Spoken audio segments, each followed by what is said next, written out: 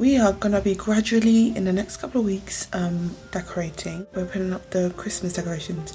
Technically I've started mid-November. I am going to be doing this on a gradual basis, but you're just gonna see it's gonna look as if I've done it in a whole day, but technically I've been doing it slowly because I'm slowly getting to the Christmas spirit, and I know a lot of people put up their Christmas decorations way before, I think, beginning of November. And I'm not judging, do your thing. When I was seeing it, I was like, I wasn't judging, I was just, within myself, I was like, I'm not ready for the decorations yet. And today I was like, why don't I just start, like, slowly decorating our home? And I thought, let me start off upstairs. So, let's start off upstairs and gradually go downstairs and decorate.